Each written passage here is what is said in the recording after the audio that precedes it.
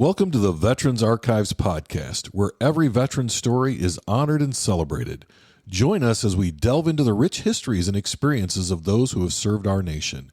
You can catch our podcast on all major podcast platforms, as well as every Wednesday at 2 p.m. Eastern Standard Time on Reads Across America Radio. At Veterans Archives, we believe your story matters. Visit our website at www.veteransarchives.org to explore more about our mission, discover resources for veterans, and stay updated on upcoming episodes. Connect with us on Facebook, Instagram, and LinkedIn to engage with our community. Subscribe, like, and share to spread awareness about our veteran stories. Whether you're a veteran, a supporter, or simply curious about the profound journeys of those who have served, Veterans Archives invites you to listen in, learn, and be inspired. Join us as we continue to honor and preserve the legacies of our veterans. Good morning. Today is Tuesday, September 24th, 2024, and we're talking with Ken Verfele, who served in the United States Army. So good morning, Ken. How are you today? Good morning. How are you? Great. So I'm going to start out super simple and just ask, when and where were you born? I was born in Detroit in 1946, July 3rd. Okay. All right. And what are your like earliest memories of childhood?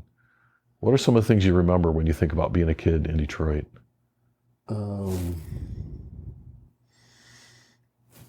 Not much, I guess. I'm getting old. Oh. I think we had a back porch, and I used to sit under that back porch. Mm-hmm. And we had a little sandbox under the back porch.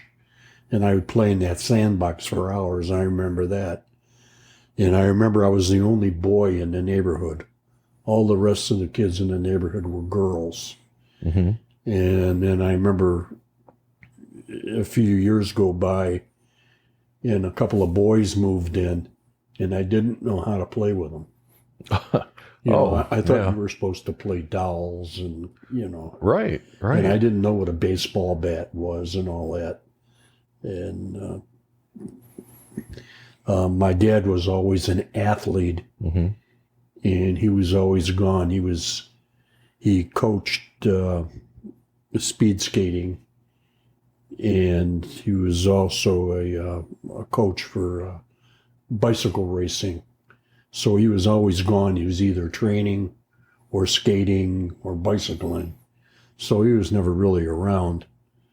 Yeah, so we never played ball or anything like that. Okay. What about your mom? Was she a homemaker? Yeah, she was a homemaker. She stayed home always and kept me out of trouble. Oh, that's good. That's good. So when you think back to some of those memories, what do you is there like a favorite memory you have, or memory that sticks out in your head about your mom?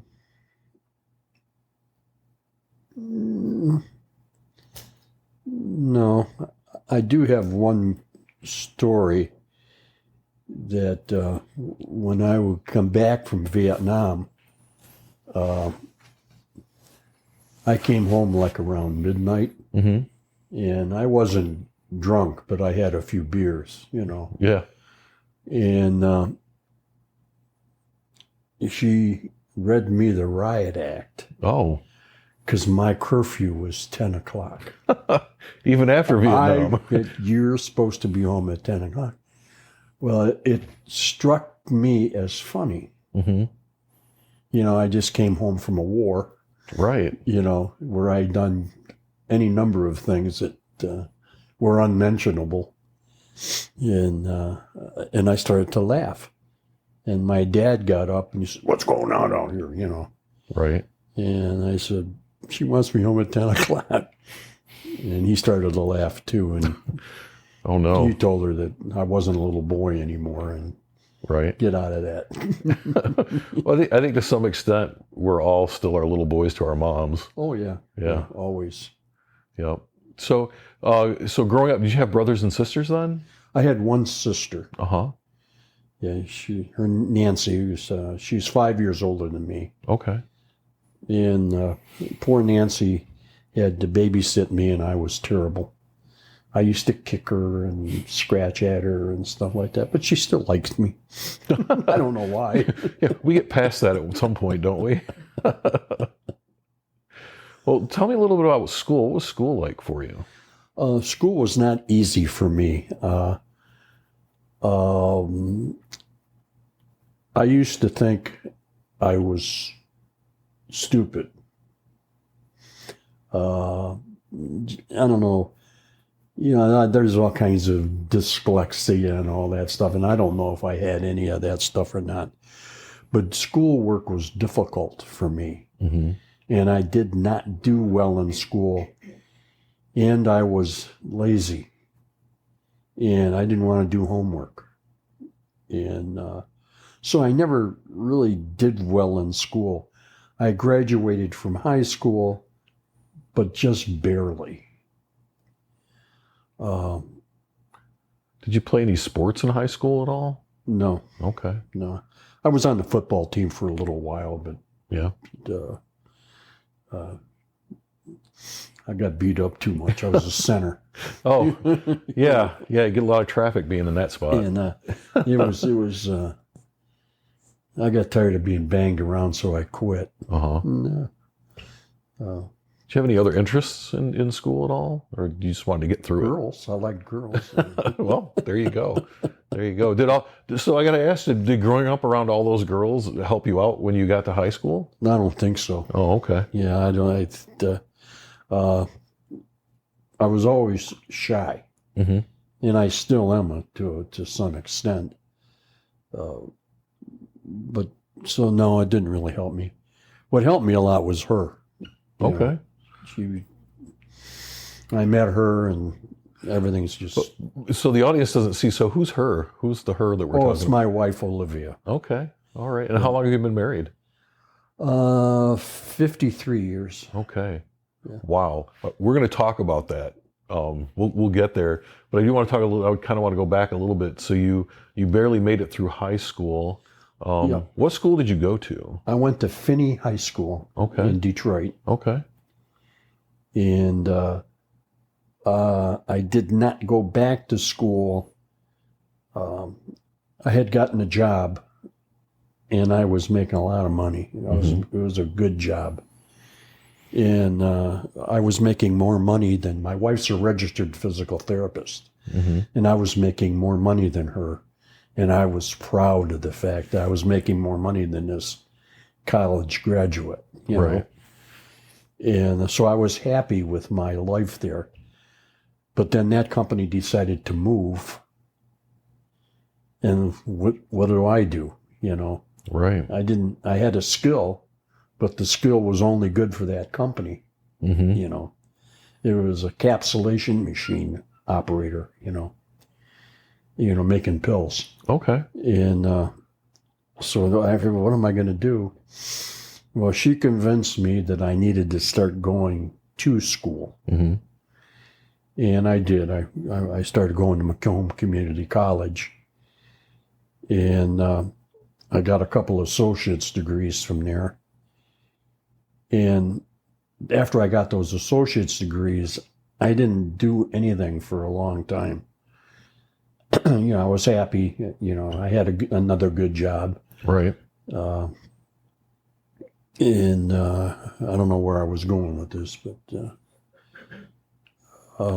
So it sounds like high school was difficult for you, but afterwards, when you went on to secondary school, that was a little bit easier. I 4-pointed college. Okay. Yeah. She convinced me that I wasn't stupid. And she also edited all my papers. So she took a C paper and turned them into A papers. And I was able to 4-point college with her help. Okay. Like I said before, she's a lot smarter than I am, especially academically. But I think everybody has somebody that helps them out, right? None of us got where we're at all by ourselves. I think very few people ever did that. I think you always had to have somebody kind of helping you out. So you went to college after and got married after you got back from Vietnam? Yeah. Okay. Yep. All right. So let's talk a little bit about when you joined the military and what prompted that. What made me join the military was I was drafted. Oh, well, so you didn't have a choice. Was this shortly after graduation from high school then? Yeah, less than a year, I think. Okay. Less than a year after high school, I was drafted. And, being raised on John Wayne movies, Uh-huh. I didn't want to go, but, everybody was moving to Canada at that time, but, to me, that just didn't seem right after being raised Right. on John Wayne movies, Yeah. and it seemed like you were supposed to go. Was part of a rite of passage, so to speak.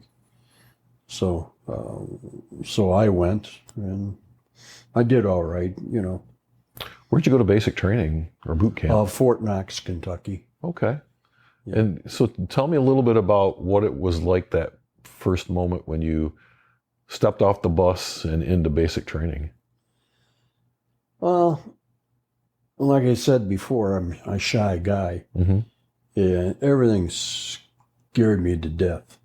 I was just nervous, and I remember. I don't remember his first name, but his last name was Wilson. He was a black guy, Mm-hmm. and he was my bunkmate. And he had the upper bunk, and I was worried that he was going to come down and cut my throat at night. Just Really? because he was a black guy. Right. And as years went by, or as time went by, not quite years, I realized he was studying to be a pastor, and he was really a nice guy, and we got to be really good friends. But I didn't know, I didn't know. I was stupid. I just didn't know. Did you grow up around a lot of black people? No. And so when you got The there, high this school was- I went to had one, right. So this is your first experience, really? Yeah. Yeah. And since then, we have a black grandson now. Yeah. And that little guy taught me to love, so. Yeah. Well, that's good. So you get to basic training, and you have this fear of your bunkmate, and kind of everything that's going on. How did you do in basic training? Because a lot of that's really physical. Yeah, I did all right. Mm-hmm. I'm not a real. I was strong, but I never had a lot of endurance. Uh-huh. But I did all right. I was able to pass the PT tests and Yeah. all that stuff, but I had to work at it. And I remember the one thing that I had trouble with. There was one particular event. It was an easy way to score points, because you need so many points to pass. Yeah. And it was throwing a hand grenade. And I have the worst ball arm that you've ever seen. I can't throw across this room. Uh-huh. And trying to throw a hand grenade was supposed to be an easy 100 points, and I couldn't score any points. Oh my gosh. So even on the hand grenade range, when you throw the live hand grenade, Uh-huh. I threw that hand grenade and hit the ground because I knew that thing wasn't going very far. Wasn't going far enough to not be dangerous for you, right? So you went to basic, and then what was your MOS, or what job did you do in the Army? Well, I never did anything that I was trained to do. I was trained as a tank driver. Okay. And Now, did you go to your AIT or your AIT, Advanced Individual Training? Yeah. So where was that? Driving tanks. Okay. And I was pretty good at that. I was really good as a gunner. Mm-hmm.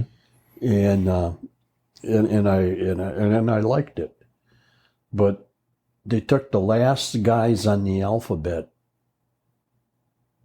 Everybody went to Germany because that's where the tanks were, Mm-hmm. except for the last 6 guys on the alphabet. I was one of. Yeah. And we went to Vietnam. And I went to Vietnam as a infantryman to the first air. Whoops! I put my hand over the mic. Oh, you're fine. Over the first to the Big Red One. Uh-huh. And when I got there at the Repo Depot, they changed it to a combat engineer outfit. And that's how I became a combat engineer. Instant job training. So from tank driver to combat engineer with no real training. With no training. Okay. And construction and demolition specialist, too, by the way. Mm-hmm. I had to learn how to blow things up all by myself. So was that kind of fun? Yeah. Once you learned it? Well, what you were doing wasn't fun, Right. but blowing things up was. Yeah. We'd sweep for mines in a road, Mm-hmm. and you find a mine, and rather than digging the mine up, you just take a 1/4-pound block of TNT, put it on top of it, and blow it up, and then fill the hole. Yeah. And it was easier, I guess. Mm-hmm. I mean, that's the way we did it. So, How long was your tour? 1 year. Okay. So you were there for Year and a day. Everybody was there a year and a day. Now, we were talking before we started recording, and you got there, so you operated out of a particular area, but then you would get sent to different places to do different work. Yeah. Is that? Yeah, we were basically set up in Quin Yan. We had our battalion command center there, I guess you call it. Mm-hmm. And then we would go off on spider trips, Cam Bay, Phuket, Ban San, Tuiwa, all these different places just to build stuff. Right. And I poured a lot of cement, poured lots of cement. What kinds of things were you building? Well, the main thing we built was a tank repair center Mm-hmm. for, U.S. tanks. We were building an ordnance center or whatever you want to call it. And it was just a big cement pad with steel girders and a roof. Do you find it a little ironic that you were trained as a tank driver and then you went over there as an engineer and now you're building a facility for Everything tanks? in the Army is ironic. That's true. That's true. You never did anything that you were trained to do. Mm-hmm. Never. Let's take a quick break. Veterans Archives is a 501c3 nonprofit organization, and we rely on donations from our listeners. If you are enjoying these stories and would like to support our continued efforts, please go to www.veteransarchives.org and select the donate button. Thank you. Yeah. So did you make some good friends while you were there? Or what was that experience like for you? I've always been kind of a loner. Uh-huh. So I had a couple of friends, but I never really elbowed up to people. Okay. I've always been sort of a insular. Mm-hmm. Just the way I am. Even now, I don't go out with the guys or anything like that. Once in a while I'll go to a men's meeting at a church or something, but Right. I don't hang out with a couple of guys going to play golf or anything like that. I just as soon be home, I guess. Yeah. So how was that for you, being deployed to Vietnam? Were you mostly thinking about just getting through it and coming home, or what was that? What was that like for you? Yeah, it is what it is. Right. It was. I didn't like the weather. Yeah. Being a Michigan boy, 90 degrees was, sweltering. So it wasn't bad. Mm-hmm. I mean, I wasn't scared. I mean, it just wasn't bad. It was just something you had to do. Yeah. Yeah. And so you're there for a year. You're out doing some construction things. So your tour is up. What happens next? When I got there, I was a private E1. Uh-huh. And when I came out, I was an E4. Okay. And I got to Fort Knox, Kentucky, and I hadn't been an E4 long enough to be an E5. Right. So they made me an acting E5. And I spent the last 6 months in the service as a drill sergeant. Really? All 5'6" of me. So tell me a little bit more about how was that for you? That was a learning experience. Mm-hmm. When my first set of guys, my first platoon, I guess you want to call it, I was a short timer and nice guy. Uh-huh. Well, I got walked all over. So you learn quickly. You can't be a nice guy and a drill sergeant at the same time. So I learned how to be excuse the expression, I learned how to be a prick. Yeah. You know, which is not my nature. Mm-hmm. But I did it.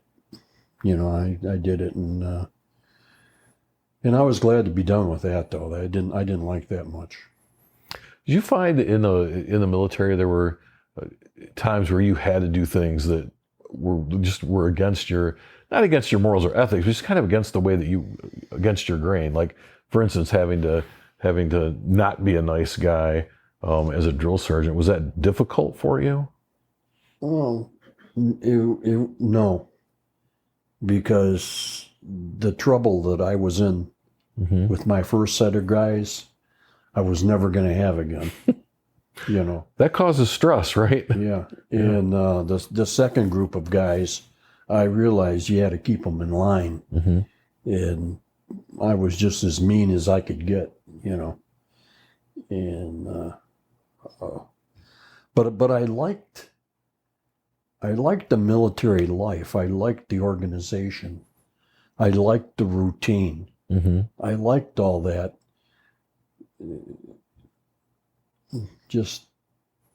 I just didn't. When it came time to re-enlist, I remember a story that I had. I was sitting in Vietnam by a tree, Mm-hmm. and I'm thinking, what the heck kind of tree is this?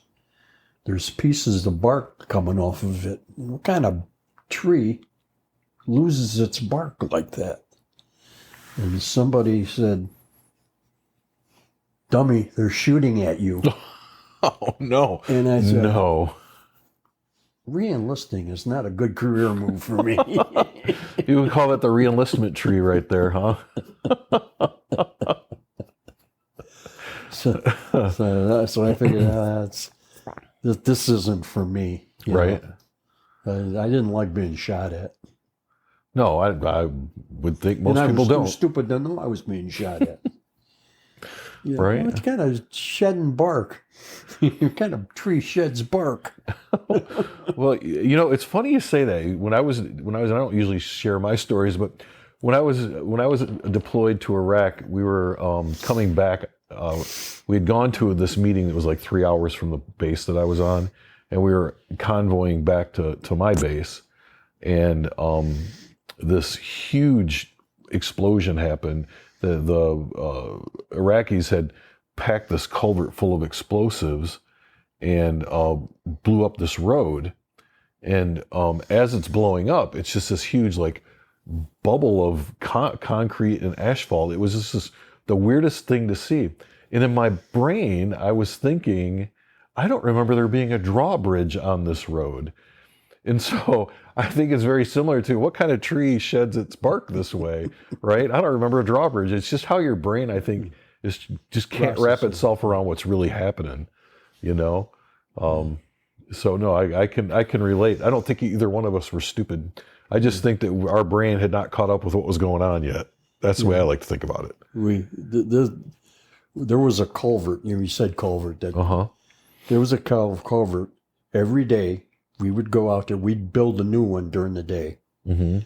And at night, the Vietnamese would blow it up. Okay. We'd go out there the next morning, put a new one in. Just that quick. We'd make it up the night before.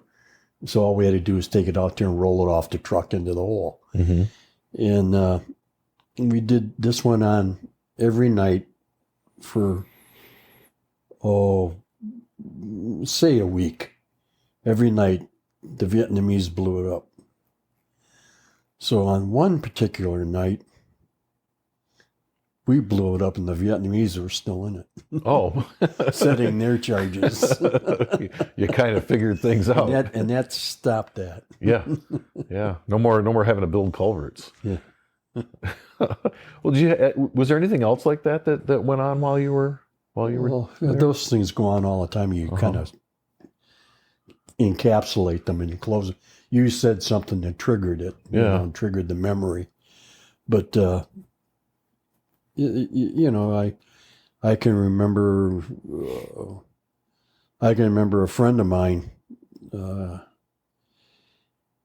He was working on a 5-ton truck tire. And I don't know if you know what a split rim is. Mm-hmm. I do. And he took a axe, and he popped the split rim off. But he did not let the air out of the tire. And then that split rim came up and hit him in the chest and killed him. Oh my gosh. So there's things like that happen. Right. We had Vietnamese. We had Vietnamese soldiers, South Vietnamese soldiers, that were planting munitions in our command center. So. Yeah, it's almost like you didn't know who the bad guy was. You're triggering memories. Right. And that was interesting. Mm-hmm. They got caught, though, but, Thankfully. Yep. And there was a couple small firefights, but not epic. Right. Right. Do you find, though, like, when you're in the middle of that small firefight, it seems a little bit epic when it's going on? Well, it's chaotic. Right. It's chaotic. Okay, anyways, we were pinned down, and the sniper was shooting particularly at me, and the rounds were coming in pretty quick and pretty close. And we were supposed to call for help, and which we did, but we radioed back for help. But I felt the guy was going to kill me. Yeah. So I took an M79 grenade launcher that I had, and I fired a grenade back into the hut that they were shooting from. And that was the end of the story, except the company commander from another company came to save us, so to speak. And he was livid at the fact that I had fired without orders. And he was talking about court-martialing me. And I don't know if this would happen by accident, but one of the guys let a bolt slam shut on an M14. And then slowly, one by one, you could hear bolts slamming forward on the M14s. That's a very distinctive sound. Yes. And he got the message, got in his Jeep, and I never saw him again. No court-martial then, apparently. No, that was the end of that story, too. Yeah. So it was an uneventful story, but it was momentous in my life. Right. Well, but the sound of bullets going by, that's a very distinctive sound. Like, that's... It's the ricochets that get you. Yeah. You hear those, you hear it hitting the dirt and the rocks, throwing rocks on you. And, Yeah. Do you find that sometimes, like if you're watching something on TV or whatever, do you ever hear like a sound that reminds you?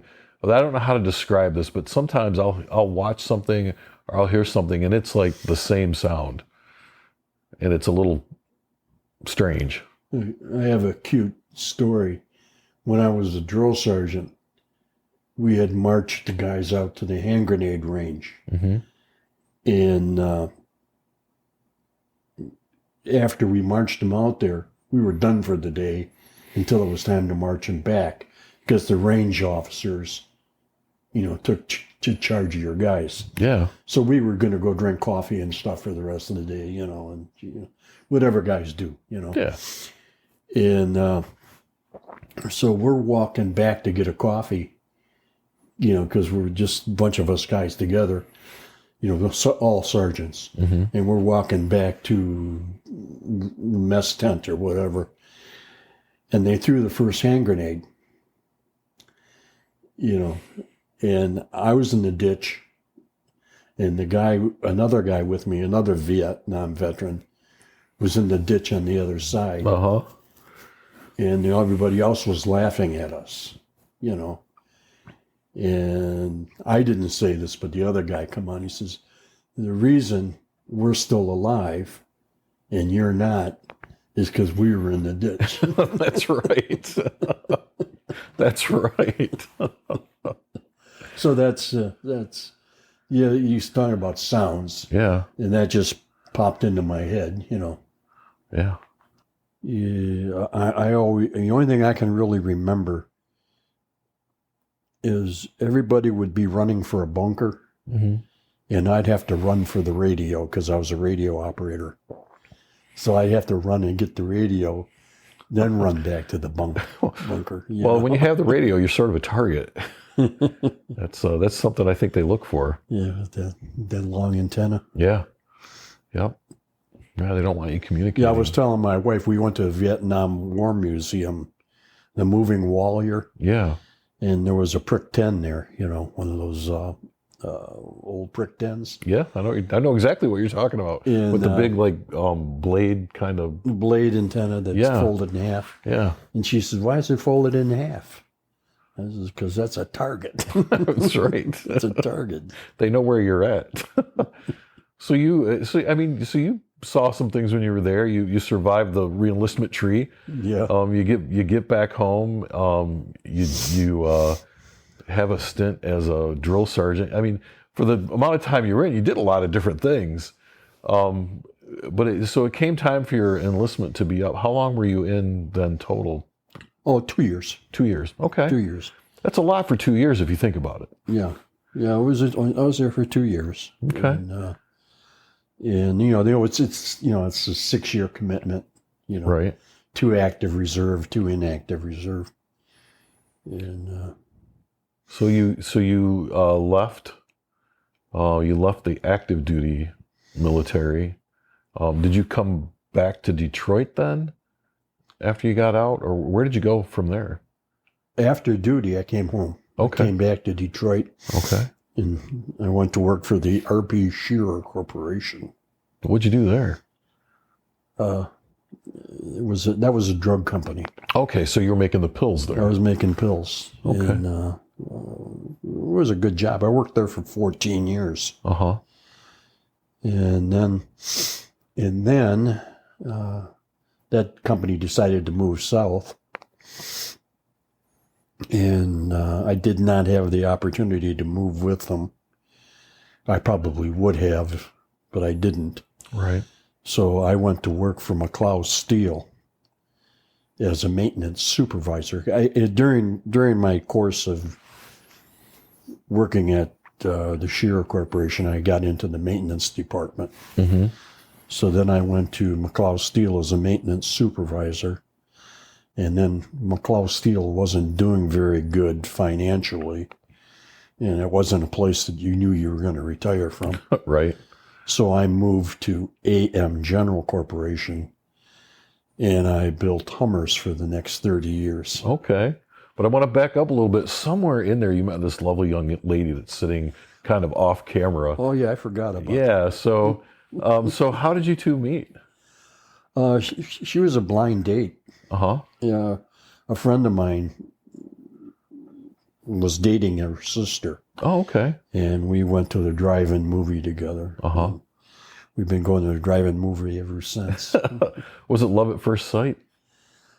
I don't know. Probably. Yeah. Yeah, probably. Never thought about it that way. Uh-huh. I liked her right away. You know, Right. still do. Yeah. Well, that's good. That's important. Sometimes. That's important. That's very, very important. So you go on this blind date. I always joke that my wife and I went on a blind date, and I hope she never regains her eyesight. But, but yeah. So you go on this blind date. You meet, and so like from that point forward, you guys were just together.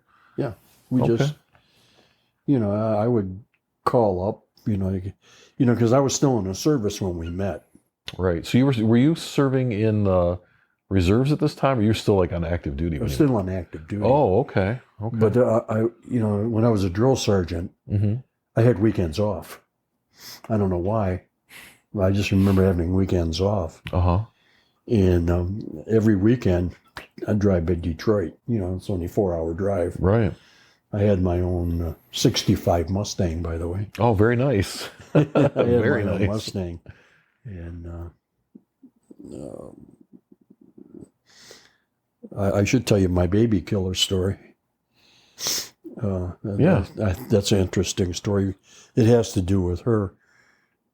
We had a prearranged spot to meet Uh-huh. on campus. I was going to meet her at this spot and then drive her to wherever we were. So whatever we were was she gonna in do. college at this She time? was in college. Okay. She was a physical therapy student. Okay. Okay. And she wanted me to meet her wearing my uniform. Mm-hmm. So I put on my Class A uniform and I was there trying to impress the girls, Oh, yeah. And so I'm there, and this hippie builds a little stage. Mm-hmm. It's a little small stage, not much bigger than that table, maybe twice the size of that little table there. Okay. And he gets up on it and says, "There's one of those baby killers now." And like I told you, I was a shy guy, Yeah. but I got a bad temper. So I jumped up on his stage and I took his microphone away from him. And I told him that I just spent a year in a foreign country fighting for his right to stand here, defending his right to stand here and talk. Mm-hmm. I says, "I'm going to hand you back this microphone and I'm going to defend you all the time you're speaking. But if you talk about me or any of my friends, it's a right you're going to have to earn." And I handed him back his microphone and I took off my suit jacket and my Class A jacket and necktie. I didn't want to be in a fight with a necktie. No, you do not. So I took my tie and my suit coat off. And the crowd started to laugh. And they pretty much just laughed him off the stage. Uh-huh. So that was the end of that story. But yeah, it's my baby killer story. And it happened. I think sometimes people just don't believe that really went on, but it did. And I talk to people all the time where they experience something similar to that. Yeah, as far as people spitting on me or disrespecting me, I didn't see that. Right. That was the only time. It was just kind of, you were a target of opportunity, really, because you just happened to be there. Just happened to be there. Mm-hmm. I was standing there waiting for her. Yeah. And So you dated right up through till the time you got out then? yeah. And then, so when did you get married? How did that all happen? We got married in 1972. I met her in probably 67, Uh-huh. maybe 68. I don't remember. I mean, we went together for 4 or 5 years. Right. I wanted to get married sooner, but she wanted to finish college. Mm-hmm. So after she finished college, she got herself her job, and borrowed money from me to buy a car, and she paid me back. Then after she paid me back, we decided to get married. You want to make sure you got your money back before you got married? Is that how that worked, Ken? Yeah. Well, I didn't want to marry her and then have the debt even dissolved. Right. You have to take care of business. No, that's not. That was her that wanted to pay it back, because I didn't care. Yeah. At that time, I told you I was making a lot of money, and I didn't care. Yeah. So she graduates college, starts working, and then you're still working, doing the encapsulating, correct? Mm-hmm. And so at what point do you decide that you're going to go to college? Because we talked about that a little bit earlier. Yeah. The company I worked for decided that they told us about a year and a half, maybe 2 years, before, that they were going to move. Right. So we had time. We knew that the company was going to move. So what do? Because I don't have a trade. I had a trade, but it was only good for that company. Yeah. So she convinced me to start going to college.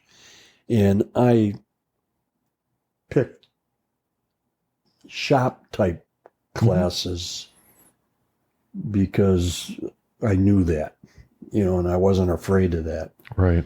Where I was absolutely fearful of academics. Mm-hmm. And I told her I'm not smart enough to go to college. She says, "You're as smart as anybody else. You're just not schooled." Right. So I started out with these easy courses, and I got a couple of associate's degrees, one in climate control technology, and the other one in energy management. Mm-hmm. And I got those 2 associate's degrees, and I was happy. And I stayed like that for a number of years. And then my kids started graduating high school, and they were going into college. And I had gotten a financial aid disc from Grand Valley University. And I played the disc. And I realized if we had one more person in college, we'd be qualified for financial aid. Mm-hmm. Well, she's smarter than me. She already had a degree, so it didn't work for her. So I was back in school, and that's how I got my bachelor's degree. Oh, okay. All right. Well, I mean, financially, it made sense, right? Yeah, it made sense. It was like working a part-time job. Yeah. So when you left, so when your company moved and you moved on to the next job, were you able to use those degrees? Oh yeah. Is part of that? Yes. So tell me a little bit about the next job that you went to, and somewhere in there you started having kids, because I know that you have 5 daughters. Is that the right count? Yeah, 5 daughters. Yeah. Yeah. So when did the children start figuring into this equation?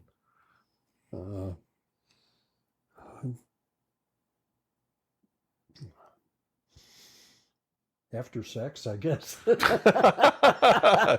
Well, Ken, that's usually how it works. I was thinking more like timeline, but yeah, you have a point. I said that to be cute. No, I know. We had children while we were still at RP Shear. Okay.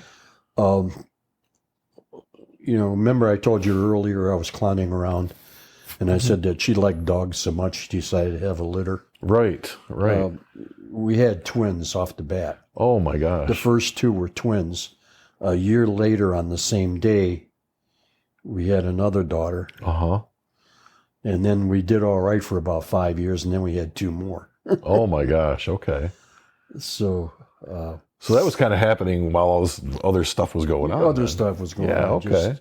It was just part of life. Yeah. And I think all the kids were born while I was still at the Shear Corporation, right? I think so. Yeah. Yeah. Yeah. And then then I moved to McLeod Steel as a maintenance supervisor and refrigeration operator.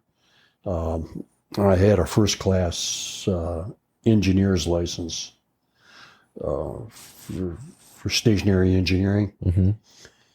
So I went to work as a stationary engineer at McLeod Steel in their main office building in Detroit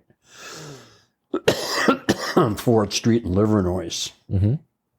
But McLeod was on shaky ground, and they did finally slip away to nothing. But that was a good job too. But I decided to move, so I went to work for AM General Corporation, and we built Hummers for 30 years. So that was kind of your forever job once you kind of got through those other two. Yeah. And you really raised your family then working for AM General? Yes. Okay. Yep, and come to think of it, I got my bachelor's degree while I was at AM General. And, because there was a time lapse where I stopped going to school. Yeah. I had my 2 associate's degrees and figured I'm educated enough. And, Yep. Yeah. So you you said that you had like a professional engineer's license, that kind of thing. Did any of the work that you did in the military help you along the way with any of that, or was this all stuff that you I don't think so. It's all stuff you learned once you? No, you don't learn anything being a drill sergeant. You just learn to yell. Right. And you don't learn anything driving tanks other than driving tanks.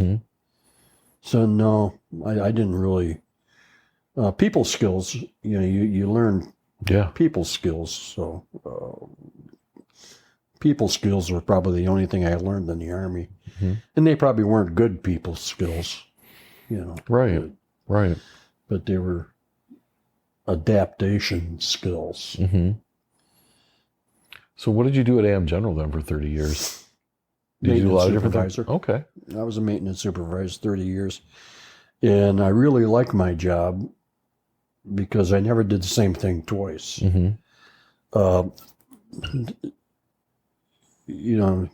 Maintenance supervisor is sort of a misnomer. I was more of a facilities manager, where I more took, I never knew, there would be snow removal you had to worry about, everything, and I was good at it. I liked it. And I remember that I got a $5,000 pay increase in an office when I graduated college to do the same job. Well, that had to feel pretty good. that had to make that all worth it. I was doing the job I was doing anyway. Right. So. Well, tell me a little bit about the kids. What are they doing now? Well, the twins, one became a nurse and the other became a teacher. Now, one of the nurse is now trying to become a teacher, and they're successful. They're both married, and they both have successful husbands. And then Carrie, she married an ex-pastor, and she's a teacher as well. And she's the one that lives in Leslie. And then we have Mary, who's married to the retired Army first sergeant. He was a first sergeant. Okay. And he retired, and they bought the house in Texas. And then we have Ann, who is now a major in the U.S. Army. And her husband, Anthony, is in the U.S. Army as a first sergeant. So we're sort of a patriotic family. Yeah. Well, family of service. I mean, nurse, Yeah. teacher, military. These are all definitely service work for sure. And you must be. Mary's a nurse. Yes. Well, Mary's a nurse as well. Mm-hmm. Mary's a nurse. Carrie's a teacher. Carrie teaches at a Christian school. I don't know. I'm sure I'm leaving stuff out. Oh, that's fine. So you must. I mean, you must be proud of your family then. I Oh, mean, absolutely. it sounds like everyone was Absolutely. successful. They're all serviceable children. I'm guessing there were probably times where you might have questioned how that was all going to work out, but No, not really. really, I had some pretty level-headed kids. They got their academic skills from mother, Okay. and they all were, 4-pointers. Mm-hmm. And they 4-pointed everything. And it stayed that way all the way through college. They married well. Mm-hmm. And Well, they're 4-point in life now. Yeah. It sounds like, yeah. to put it in that way. So we've kind of covered everything. You growing up and joining the service and getting married, and it's no small feat today to talk to someone who has been married for 52 years. Is that 53, I think. 53? But who's counting? Yeah. I mean, but yeah. So my point is, like, very successful in all that you have done, and so kind of as we wrap up our conversation today, first, is there anything that we haven't talked about that you want to talk about? If you're offered a Purple Heart, Mm-hmm. take it. I declined. Okay. I jumped off of the back of a truck. Mm-hmm. They were shooting at the truck, and I jumped off the back of a truck and I scraped my arm. Mm-hmm. It didn't require stitches, but it required first aid. And I was offered a Purple Heart for that, and I didn't figure I was hurt bad enough for a Purple Heart, Mm-hmm. and I declined it. And now I wish for VA benefits I had taken it. Right. Well, and you earned it. I mean, there's a spectrum of people who earn the Purple Heart, and so yeah. And when I came in, we were talking a little bit about the VA and about service organizations as well. And so can you talk a little bit about your experience with the VA and how that's evolved? Well, I can just. Do you want me to tell you the same story? Yeah. Yeah, back. I had to go for an Agent Orange physical, a mandatory Agent Orange physical. And I went to the VA, and while I was having my physical, the doctor noticed that my arm was in a sling. And I had just had rotator cuff surgery on the outside of the VA. Mm-hmm. And he told me that I was too old, and I was only 50 at the time, that they wouldn't have fixed that. They would have just given me pain medication. And I figured, well, okay, I'll never go to the VA again. Right. But now things have changed, and they're actually worth going to. Mm-hmm. It's a good organization now. Yeah. And the VSOs in Livingston County VSO, they're excellent people.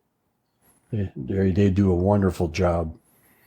Well, and for anyone listening that doesn't know what a VSO is, that's your Veteran Service Officer. And when you want to interact with the VA or file a claim, you don't have to do it on your own, right? You can go to a VSO and they can help you with that. Yep. And I've heard over and over again in Livingston County, they have the best. They do it, man. They do it. Mm-hmm. And I'm working on. I'm 90% disabled, Mm-hmm. and I'm working on the other 10%. Right. And I've got a claim in right now for trying to become 100%. No, I don't care about the money. The money's not important. The thing is if I die at 100%, she gets it. Right. 90%, it's done. Right. You know, that's the only reason I want the other 10%. Well, and not to lose track or sight of the fact is that these are things that you have earned, and I think a lot of times veterans are reluctant to go to the VA or to claim disability because they don't feel like they have earned it or they deserve it or somebody else could benefit. But just because you have a disability doesn't mean someone else doesn't get one. And I think that's sort of changing in veterans' minds. But as I talk to more and more veterans, I think people wait a long time sometimes to get what they need. Well, I didn't do anything until this Agent Orange stuff started. Right. And then when the Agent Orange stuff started, I figured, well, I might as well jump on the bandwagon, Right. Right. Exactly. So, yeah. So what have you been doing since retirement? nothing. How do you like that? I do and I don't. Mm-hmm. Sometimes I get bored, Yeah. But, I got 17 acres here. Mm-hmm. So there's always something to do, like 9 grandchildren. and 9 grandchildren. Yep. Yeah, that's a lot of grandchildren. They'll keep you busy. So we're busy, Uh-huh. and we're always going to kids' birthdays or somewhere. We're always off somewhere. Uh-huh. It's a little different busy now than busy for work, Yeah, right? it's not chaotic busy. It's just busy. Yeah. Yeah, and that's nice. Do you find that the grandchildren wear you out, though? Oh, yeah. Yeah. 20 minutes with the grandkid, I'm ready to go home, go to bed. Oh, yeah. Yeah, you need a nap, I'm telling you, afterwards. Yeah. I used to laugh when people would tell me that, and then I had a grandchild, and I was like, oh, I completely get this now. They have energy. Just chase. Yeah. Our youngest grandchild is, 4 now? Mm-hmm. And she's a handful. And she's just a chatterbox. She one question after another. Yeah. That's So kind like of a fun. grandmother. Well, that's how you learn things, right? So yeah, so I mean, if we think about your life and we think about this recording we're doing today, and the idea is that people will hear this story into the future, and so if someone's listening to this, let's say it's 50 years from now, what would you like them to take away from our conversation and really from your life and how you've lived it? I'm at a loss here. What kind of advice would you have for someone listening to this? Because of how you've been successful, how your kids have been successful. Now you have grandchildren, and you've been married for a long time. Well, what I'd say is faith in Jesus Christ. Mm-hmm. Believe, because that's the only way. Mm-hmm. Yeah, and that's one of the things I didn't say is in Vietnam, the Bob Hope had a program. Yeah. And after Bob Hope, Billy Graham came on. His venue was right after the Bob Hope show. Mm-hmm. And that's kind of where I decided that Jesus Christ was the answer. So faith in Jesus Christ is what gets you through. Mm-hmm. So if there's a 50-50 chance, there's a God. Right. And you're a betting man. And if you bet that there isn't and you're wrong, or if you bet that there is and you're right. So this is not much of a bet, is it? That's true. So Yeah. Billy Graham said that, and they kind of just stuck with me all my life. Mm-hmm. And Well, thank you for taking the time today to sit and talk with me. And, thank you for sharing your story. Yep. Thanks for coming. Thanks for listening. Absolutely. Thank you for listening to the Veterans Archives podcast, where every veteran story is honored and celebrated. Join us as we explore the rich histories and experiences of those who have served our nation. You can catch our podcasts on all major podcast platforms, as well as every Wednesday at 2 p.m. Eastern Standard Time on Wreaths Across America Radio. At Veterans Archives, we believe your story matters. Visit our website at www.veteransarchives.org to discover more about our mission, access resources for veterans, and stay updated on upcoming episodes. Connect with us on Facebook, Instagram, and LinkedIn to engage with our community. Subscribe, like, and share to spread awareness about our veterans' stories. Whether you're a veteran, a supporter, or simply curious about the profound journeys of those who have served, Veterans Archives invites you to listen in, learn, and be inspired. Join us as we continue to honor and preserve the legacies of our veterans. Remember, your story matters.